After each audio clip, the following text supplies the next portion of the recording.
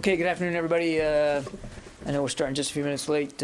We are time constrained today, so I'll pass it right over to the Secretary for opening comments. I will be moderating. Please limit follow-ups if you can. Mr. Secretary.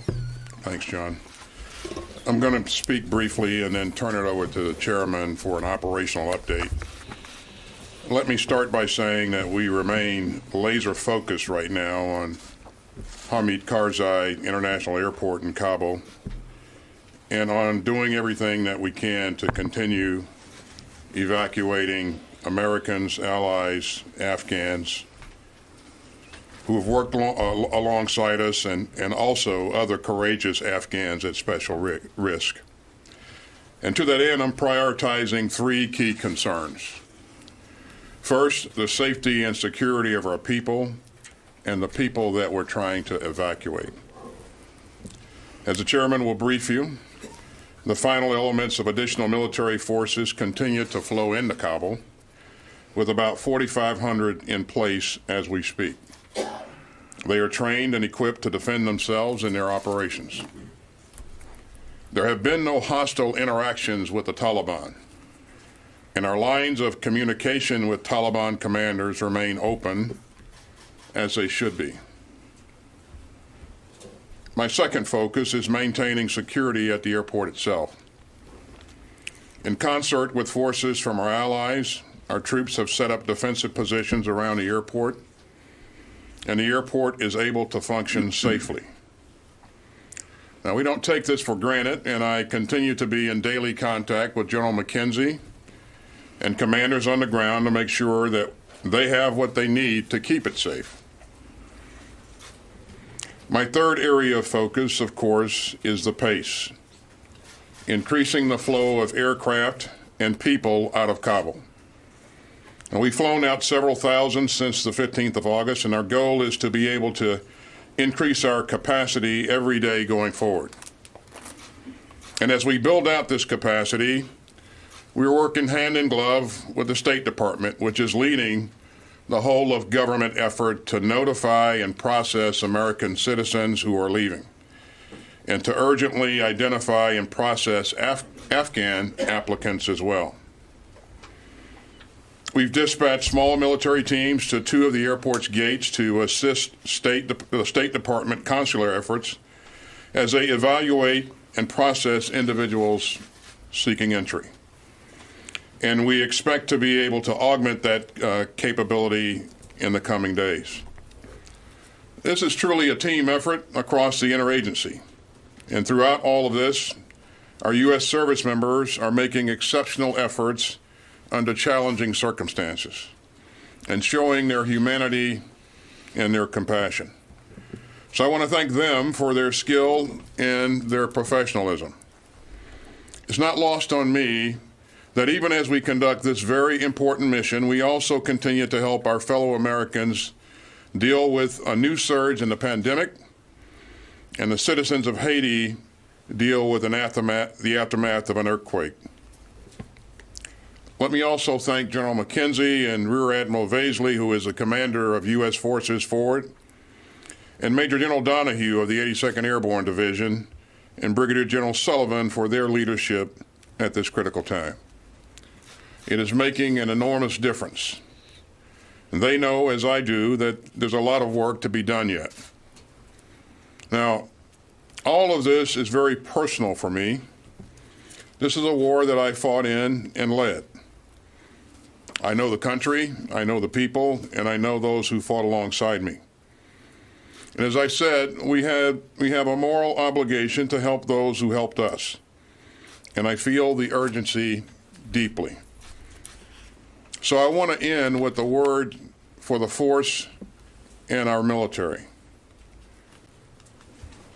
I know that these are difficult days for those who lost loved ones in Afghanistan and for those who carry the wounds of war. Especially now, we mourn those who made the ultimate sacrifice in Afghanistan.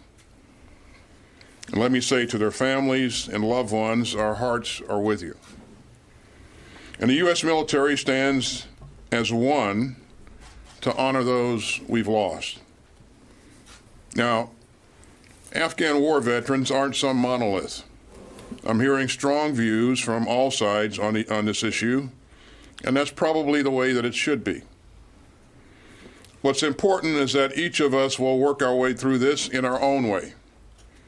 And we need to respect that, and we need to give one another the time and space to help do it. Our greatest asset as a nation is the extraordinary men and women who volunteer to keep us all safe and their families. We honor your service, we understand your sacrifice, and we will never forget it. And so with that, I'm going to turn it over to General Milley, who can talk about where we stand operationally. Good afternoon, everyone, and thank you, Mr. Secretary. What I'd like to do is give you an overall situation update as of today and what our next steps are. Currently, the United States military is focused on the specific mission of conducting a non-combatant evacuation operation from Afghanistan. This is likely to be probably the second largest NEO conducted by the United States. Our key tasks are to establish and maintain security at the Kabul International Airport, defend the airport from attack, evacuate all American citizens from Afghanistan who desire to leave this country, evacuate any third country national or allies and partners as designated by the Secretary of State, evacuate personnel with State Department designated special immigrant visas, and evacuate any other evacuees that the State Department designates. The President of the United States made a decision to withdraw U.S. forces from Afghanistan on April 14th. Since that date, we conducted a deliberate and responsible drawdown of U.S. forces to less than 1,000 with the specific task of securing the U.S. Embassy and our diplomatic presence in Afghanistan. Since then, the security situation rapidly degraded. Today, the situation is still very dangerous, very dynamic, and very fluid. And all of us can be proud of the soldiers, sailors, airmen, and Marines who are executing this mission. They are currently in harm's way. That needs to be our focus. There'll be plenty of time to do AARs, but right now, our mission is to secure that airfield, defend that airfield, and evacuate all those who have been faithful to us. There'll be many postmortems on this topic, but right now is not that time. Right now, there are troops at risk, and we are the United States military, and we fully intend to successfully evacuate all American citizens who want to get out of Afghanistan. All American citizens who want to get out of Afghanistan. They are our priority number one. In addition, we intend to evacuate those who have been supporting us for years, and we're not going to leave them behind. And we will get out as many as possible. Our troops in Kabul are taking high risks to accomplish that mission. Every minute, these troops are on the ground, making difficult decisions with incredible skill, incredible bravery, and incredible valor. Currently, the security situation at the airport is stable. However, there are threats, and we're closely monitoring those. At any moment, they could happen. We can identify them. If we identify them, we will take immediate military action without hesitation in accordance with our rules of engagement. And the Taliban and every other organization in that country knows it. The Taliban are in and around Kabul right now, but they are not interfering with our operations. Through the State Department, the Taliban are facilitating the safe passage to the airport for American citizens, that is, U.S. passport holders. We also have a risk, as you saw the other day, of unarmed innocent civilians massing on the airfield where they became a safety hazard to our airplanes, our air crews, and also to themselves. And we currently have that situation under control inside the airfield. There's many other risks out there, and the troops are dealing with those every single day in this volatile environment, which can and likely will change rapidly.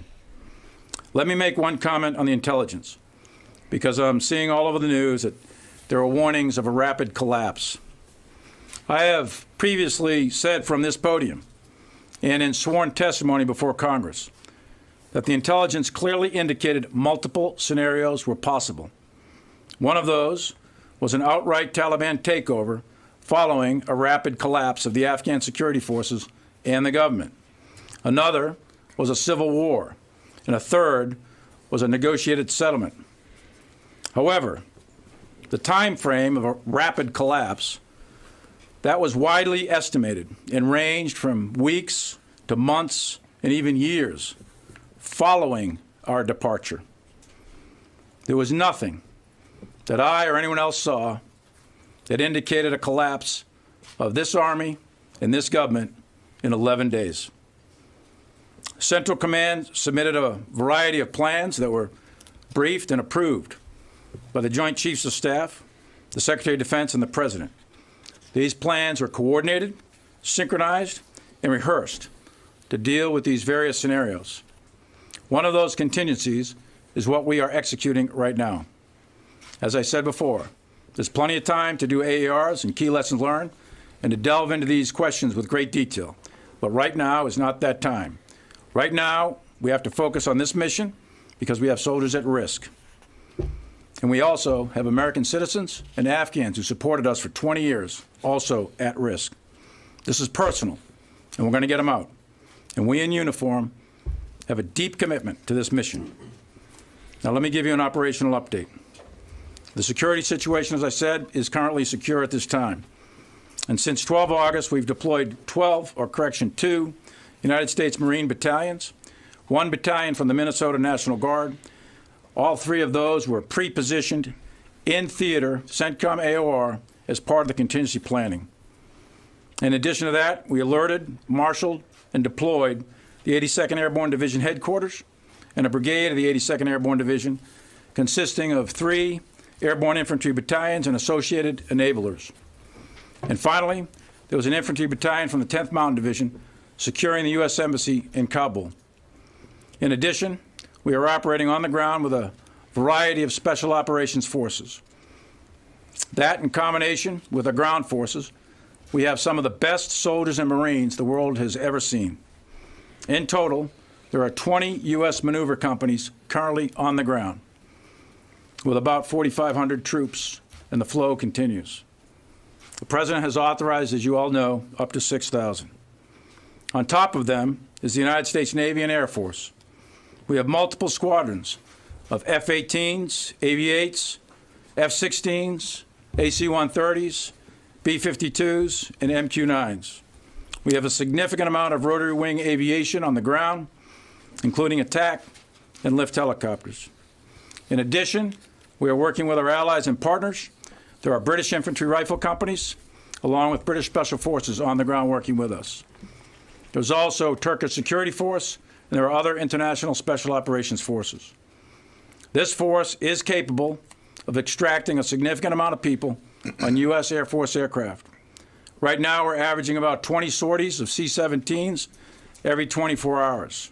We have the capability to significantly increase that throughput as the Department of State makes evacuees available. As the Secretary said, we've already evacuated approximately 5,000 people, and we intend to increase it. In addition to the military airflow, there's a variety of commercial and charter flights taking out evacuees on behalf of various other countries and NGOs. The military side of the airfield is open, and the civilian side of the airfield is also open. And we intend to keep them both open for military, commercial, and charter flights. One caveat on the civilian side, however, is that the airframes have to come in by visual flight rules only, and a NOTAM has gone out to all the air crews. The State Department is working to rapidly increase the flow of passengers available to get out on the aircraft, and we are fully supporting them with our military personnel at the entrance gates. In this highly dynamic environment, there's a number of unexpected challenges that can and likely will continue to occur, and we rely heavily on the talent, skill, and training of our troops. We've got great people across all the ranks and services out there right now on this mission. In addition to Afghanistan, which is clearly our main effort, we're also conducting humanitarian assistance operations in Haiti in the aftermath of a 7.2 magnitude earthquake with a significant loss of life. And on the West Coast, we're fighting wildfires, and we continue to conduct COVID support and other operations around the world. As we reflect on these difficult and challenging times, every soldier, sailor, airman, Marine, Coast Guardsman who's fought or conducted operation in Afghanistan, almost 800,000, should hold their head high. For more than 20 years, we have prevented an attack on the U.S. homeland. 2,448 lost our lives. 20,722 were wounded in action, and many others suffered the unseen wounds of war. To each of them, I want you to know personally that your service mattered. As the Secretary said, for both he and I, this is personal, and I know it's personal for each and every one of you. Thank you. Okay, we'll go to questions. Bob. Thank you, John. I have a question for each of you gentlemen, if I may. Mr. Secretary, you mentioned the urgency of ramping up the pace of the evacuation. So you have a safe passage agreement with the Taliban, but in fact, in some cases, American citizens, Afghans who are at risk or who are being advised to go to the airport are unable to get into the airport because of Taliban checkpoints and so forth.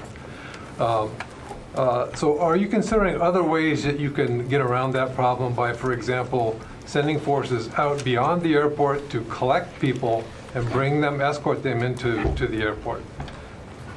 If I may ask General Milley, with the rapid collapse of the Afghan forces, there's large amounts of weaponry that are kind of out there now that were either surrendered or abandoned by the Afghan forces or otherwise captured by the Taliban. Are there ways you can, are you considering ways that you might destroy some of that equipment to avoid it falling into the Taliban's hands? Thanks, Bob. In terms of whether or not we intend to send forces outside of the airfield to collect up American citizens or Afghans who are special immigrant visa applicants, the forces that we have are focused on security of the airfield, and you know how important that is, and you know what happens if we lose the ability to provide that security. And so I don't want to detract from that, and we have to make sure that we can not only secure the airfield, but as the chairman said, defend it as well, because there are a number of threats still in the environment. I certainly don't want to do anything to make the airfield less safe, and we won't do that.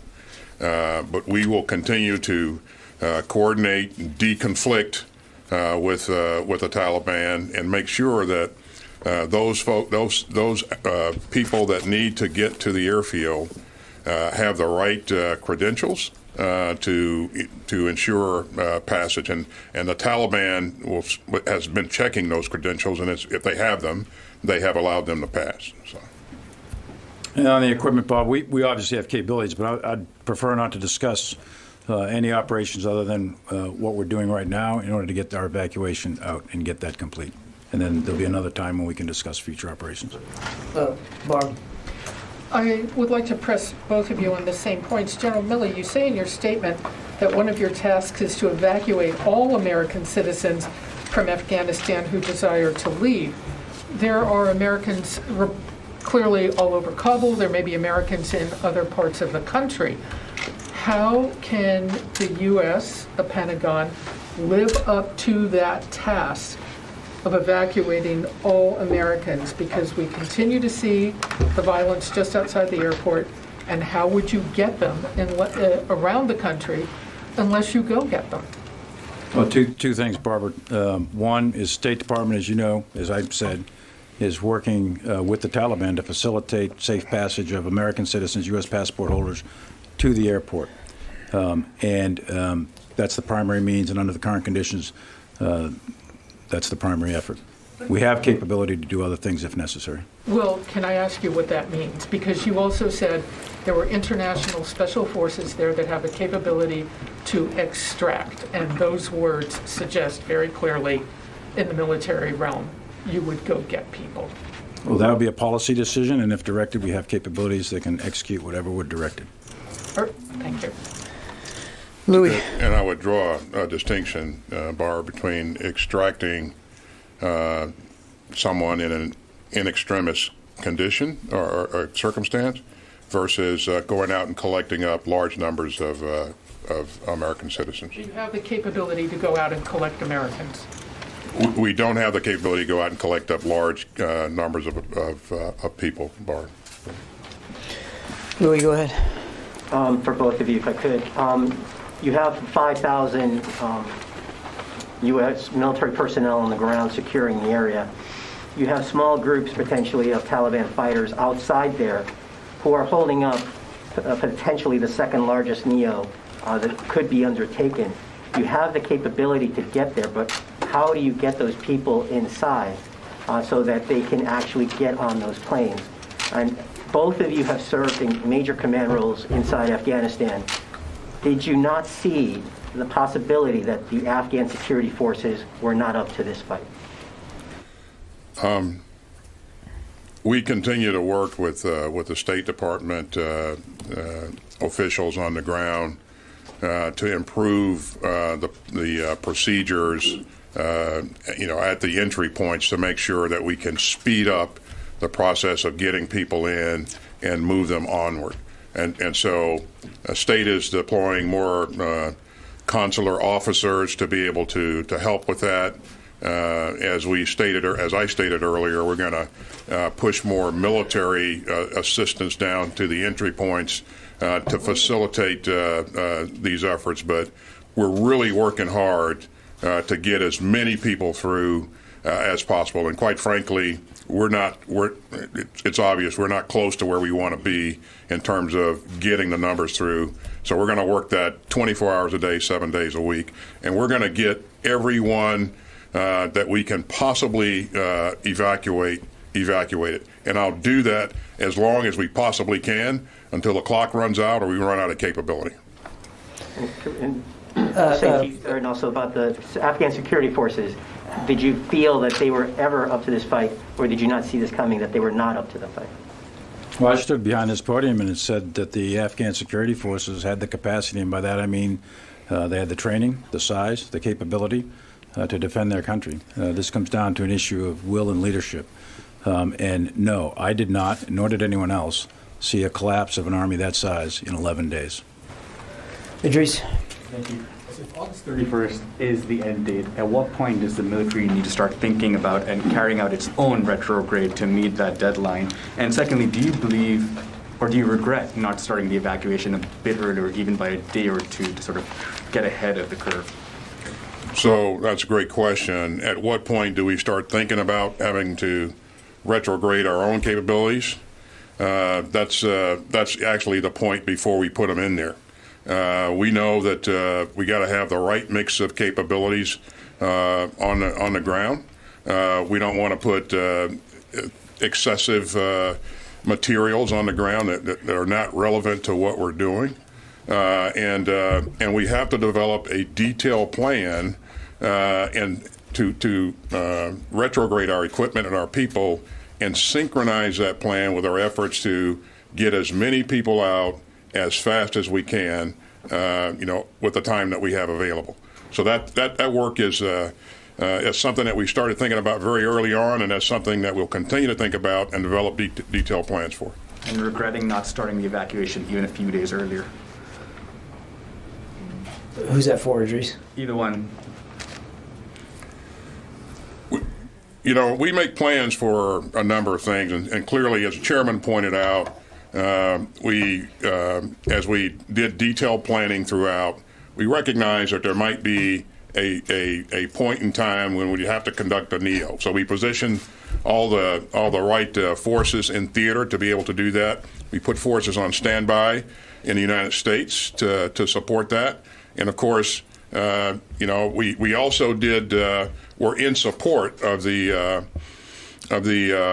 state-led SIV applicant process throughout. So, in terms of doing everything that we could at the right time, I think we have been pretty prudent in terms of thinking ahead and planning for contingencies, and we're executing one of those plans right now. So. Helene? This question is for both of you, and I'd like for both of you to answer. It seems like, I know we keep harping on the same thing, but it feels like the video is not matching the audio right now. It seems to me like barring a lobotomy by the Taliban, you have 3 pathways ahead of you. One, you can expand the perimeter and establish a corridor into Kabul to get our Afghan allies out. 2, you can extend the August 31st deadline of withdrawing. Or 3, you can just leave the tens of thousands of Afghans who've helped us over the past 20 years behind. Which one is it going to be? Well, first of all, as I said, Helene, we're going to evacuate everybody that we can physically possibly evacuate, and we'll conduct this process for as long as we possibly can. We will continue to deconflict issues with the Taliban, and we will stay focused on securing the airfield. We cannot afford to either not defend that airfield or not have an airfield that's secure, where we have hundreds or thousands of civilians that can access the airfield at will and put our forces at risk. But that doesn't answer the question. I mean, you're still saying you're focused on the airfield. These people can't get into the airfield. Well, we're going to do everything we can to continue to try to deconflict and create passageways for them to get to the airfield. I don't have the capability to go out and extend operations currently into Kabul. And where do you take that? I mean, how far can you extend into Kabul? You know, and how long does it take to flow those forces in to be able to do that? So it sounds like you're saying this depends on diplomacy with the Taliban. That's it. That's our only option, is getting them to agree to do this. Well, let me add something here, Helene. We got a couple of entry control points set up, a north one, an east one, and a third one at Abbey Gate. They're currently manned with consular officers, Marines. This is all part of the perimeter. Messages have gone out by various means of communication from the State Department to American citizens and others, and they're being told to go to those gates. Right now, we're processing at about, I think the last report was about 120, 130 an hour, something like that, at the north, and about 340, 350 an hour, something like that, at the south gate. So right now, there's a steady flow of people. Now, as that goes on, I think those numbers will continue to grow, and as those messages go out. And I would tell you that for the American citizens, passport holders, the Taliban and the State Department are working out a I got it, but they're working out a facilitation measure. So those numbers are likely to grow. For the others, the State Department is still working through exactly getting the procedures for the evacuees to get to the airfield. We'll get it, Jen. Defense Secretary Austin, how many U.S. taxpayer-funded military aircraft have been flown out of the country, and what are you doing to get those back? We've heard of Afghan pilots taking those planes to third countries. And General Milley, you talk about the intelligence reports, and you said there wasn't anything suggesting 11 days that Kabul would fall. But you do mention there were some reports suggesting it could fall apart in weeks. If so, why did you abandon the Bagram Airfield? Why did U.S. military pull out, given the uncertainty? Yeah. Go ahead. Jen, in terms of the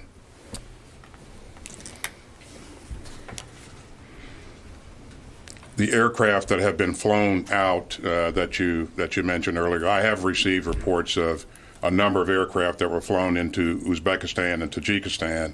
Exactly how many, I don't have firm numbers on. In terms of what we're doing about them currently, right now, Jen, we're focused on the airfield and getting people out safely. And so we're going to take that issue up at a later date. And we're going to continue to try to gain greater fidelity on the issue as well. On your question of Bagram, securing Bagram, you know how big Bagram is. You've been there many times. Securing Bagram is a significant level of military effort and forces, and it would also require external support from the Afghan security forces. Our task, given to us at that time, our task was to protect the embassy. in order for the embassy personnel to continue to function with their consular services and all that. If we were to keep both Bagram and the embassy going, that would be a significant number of military forces that would have exceeded what we had, or stayed the same, or exceeded what we had. So you had to collapse one or the other, and a decision was made, the proposal was made from CENTCOM commander and the commander on the ground, Scotty Miller, to go ahead and collapse Bagram. That was all briefed and approved, and we estimated that the risk of going out of Kaya, well, the risk of going out of Bagram, about the same. So going out of Kaya was estimated to be the better tactical solution, in accordance with the mission set that we're given, and in accordance with getting the troops down to about a 600, 700 number. Okay, we've got time for two more, and I haven't got to the phones at all, so we'll go to Dan Lamoth from the Washington Post. Yes, thank you. General, just to follow up on the Bagram versus HKIA question. HKIA has a single runway, with the commercial airport making it much more difficult to defend that runway. We've already seen that this week. Bagram has two runways. It would have been a lot easier to protect people once inside. Is there any thought of retaking Bagram in order to expedite this evacuation? And if not, why not? Thanks. I won't. Good question, great question, but I'm not going to discuss branches and sequels off of our current operation. I'll just leave it at that. Okay, and I think the last one for today will go to you, Court. General Milley, you keep saying that no one expected a collapse of the Afghan government and military in 11 days, but the reality is the Taliban offensive began weeks ago. They were threatening Kandahar a month ago already. So the question is, if you both think you had such a moral obligation to these Afghans who supported the military and State Department for 20 years, should you have pushed harder when the Taliban offensive began to get these people out, and then the U.S. They may not be in this situation that they're in right now?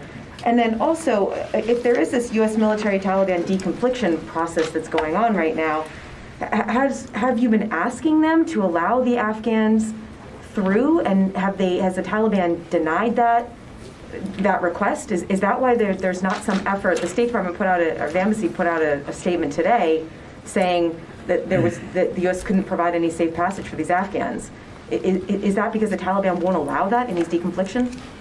It's a very dynamic environment, as you would imagine, and of course there have been things that have occurred that we do hear reports of people getting turned away from by checkpoints.